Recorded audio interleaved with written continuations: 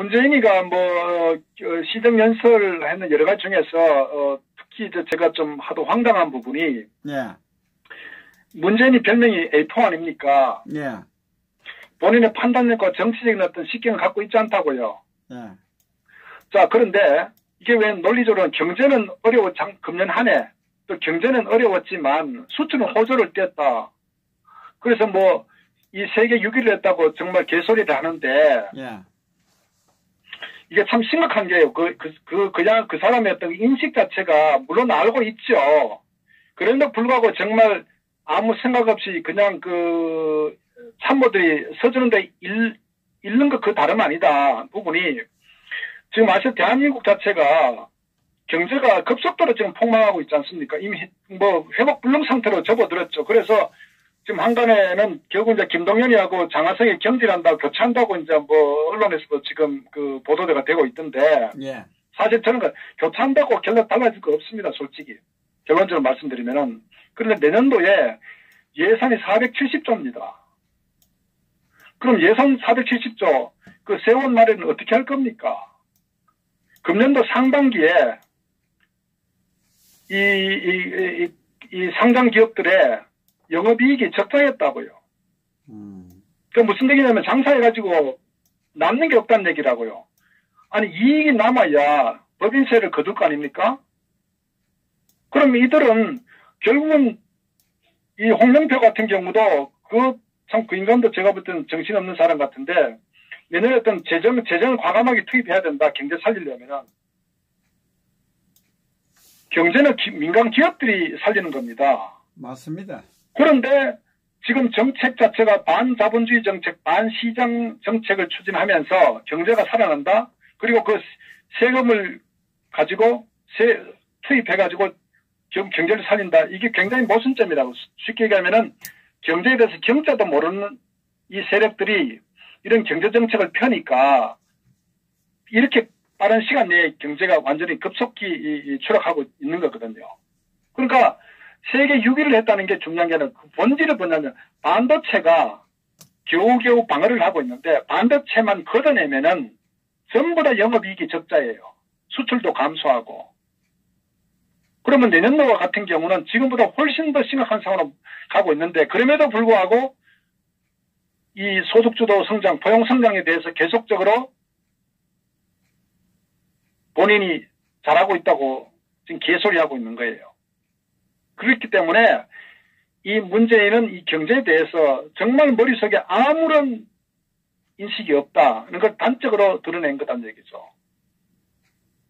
그러니까 이 좌파 정권이 지금 보면은 어쨌거나 이 연말되고 연초가 되면은 아마 자기들이 돌이킬 수 없는 그런 어떤 상황으로 저는 전개된다 이렇게 봅니다. 그러니까 결국 이제 이 문재인이도 자기가 어느 최소한도 어떤 ABC에 대한 상식이 있다면은 현재 이 대한민국이 돌아가는 경제 상황에 대해서 저렇게 발언할 수도 없고 소위 여당의 원내대표라는 작자가 어쨌거나 이 경제에 대한 본질의 문제점이 뭔지도 전혀 파악이 안 되는 상태이기 때문에 결국은 재정 투입을 자꾸 한다고 하는데 사실 결과는 뻔합니다. 그러니까 어쨌거나 이 정말 심각한 것은 내년도에 어떤 470조 이 재정 예산을 어떻게 세원 마련할 것인지 상당히 심각한 문제가 아마 봉착될 거라고 저는 판단합니다. 짜고 하겠죠. 기업들 어려운 기업들한테 짜고 하겠죠. 아니요, 짤 수가 없는 게 세금은요 이익이 나야 세금을 걷어가는 겁니다. 그리고 부동산 같은 경우도 부동산 거래가 활성화가 돼야 어쨌거나 양도세든 아니면 소득세든 어떤 낼 텐데. 지금 부동산 자체도 결국 이제 거래가 완전히 뚝 끊겨버린 상태이기 때문에 결국 이제 세원 자체가 마련하기 어렵죠. 일반 기업들 같은 경우도 결국은 어떤 영업이익 적자로 돌아가는데 세원 마련을 어떻게 할 겁니까? 그럼 부가세를 더 올릴 겁니까? 그렇다고 유리세 같은 경우도 결국은 지금 이 휘발유 값도 이 경유 값이 얼마나 인상되고 있습니까? 유가가 지금 인상되고 있죠. 그러니까 결국은 어떻게 보면은 현실하고는 전혀 관계없는 어쨌거나 돈을 가지고 그냥 뿌리겠다는 얘기인데 돈 마련을 어떻게 할 건지에 대한 그 방안은 전혀 없다고요. 그래서 뭐 재산 뺏으면 되잖아요. 사회주의로 해가지고 뭐 사유재산 인정 안 하고 뺏으면 되죠.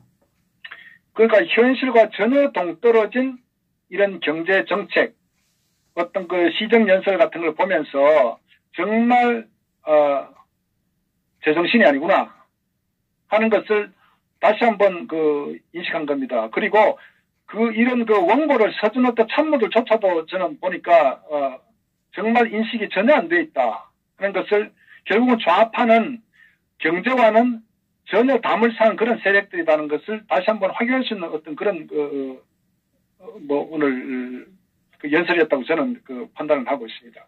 전혀 인식하지 못하고 결국 국민만 골병이 들고 국민만 죽으라고 고생해야 되는 상황으로 가고 있대. 내년도 마찬가지. 결국 이제 이렇게 되면은 말씀드렸다시피 어떤 그 직접적인 세금에 대한 그 세수 확보가 어렵다 보면은 간접세를 자꾸 올릴 때 그러면 이제 물가가 상승하거든요. 예. 결국 그게 국민들에게 고스란히 이제 그 고통으로 돌아갈 것이고, 아니면 또 뭐 한국 내에서 돈을 찍어내 가지고 어떤 뭐 재정을 투입하려고 할 때도 결국 그 국가 부채가 올라가고, 결국 신용도도 떨어지고, 이게 악순환이 계속되는 거예요. 그래서 저는 어떻게 보면은 과연 내년도 470조에 대한 예산 확보를 어떻게 할 것이냐, 아마 그게 답이 없을 거예요. 정상적으로 금년에 했던 예산보다도 아마 금년 430조 가까이 됐는데 그거보다도 미치지 못할 현실 굉장히 크다. 그러니까 작년 한 해는 그 박근혜 대통령 정부 때 어떤 재정에 대한 상당히 흑자 재정도 많이 확보했는 부분 당연 다 써먹었잖아요. 예. 근데 금년에도 결국 이제 뭐 가지고 이렇게 정말 잔치를 했는데, 제가 볼 땐 당장 내년부터는 어떻게 보면은 굉장히 심각한 상황이 올 것이다. 뭐 그렇게 저는 판단을 합니다. 예, 감사합니다. 수고하셨습니다. 네, 감사합니다.